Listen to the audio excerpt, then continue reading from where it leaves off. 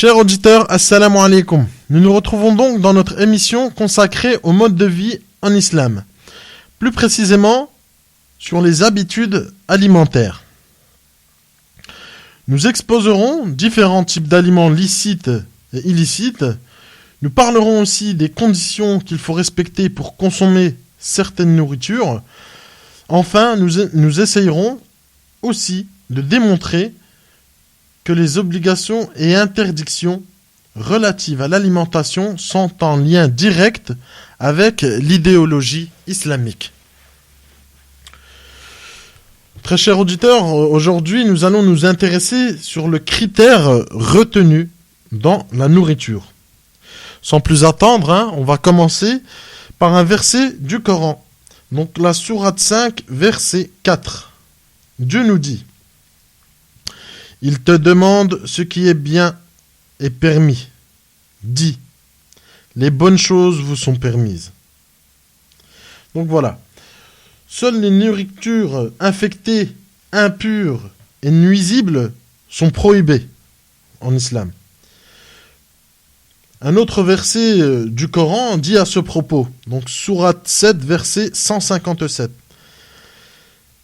Il déclare licite pour eux les excellentes nourritures et illicite ce qui est détestable. L'islam n'a jamais interdit de manger une nourriture délicieuse, par exemple, ou bonne pour la santé. D'ailleurs, même le Coran encore le confirme, toujours dans la sourate 7.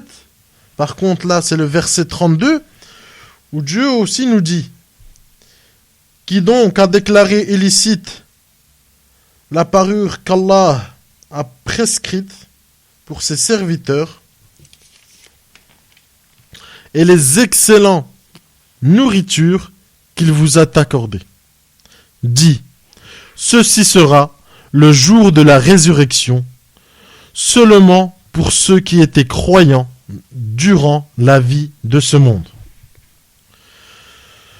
Donc, l'islam condamne tout simplement deux choses. La première est de manger trop luxueusement. C'est-à-dire, par exemple, on voit à l'heure d'aujourd'hui des nourritures ou des personnes qui n'hésiteront pas à aller manger dans des restaurants où le règlement ou la nourriture coûte très très cher. L'islam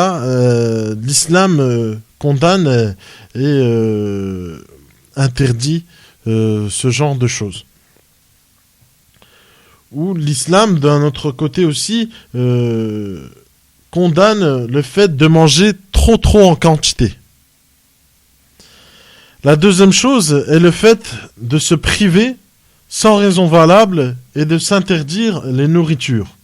Donc ça, c'est l'autre cas extrême où la personne commence à se priver, s'interdit de manger, s'interdit de manger, voilà, surtout les nourritures légales.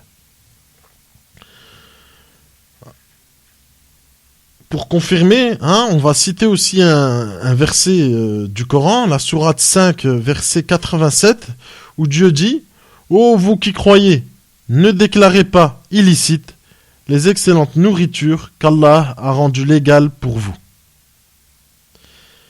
Voilà, chers auditeurs, c'est tout pour aujourd'hui. Je vous dis à dans 2 semaines. Nous allons continuer toujours sur le même sujet, concernant les habitudes alimentaires, où nous verrons plus précisément quelles sont les choses permises et interdites à manger dans la religion musulmane.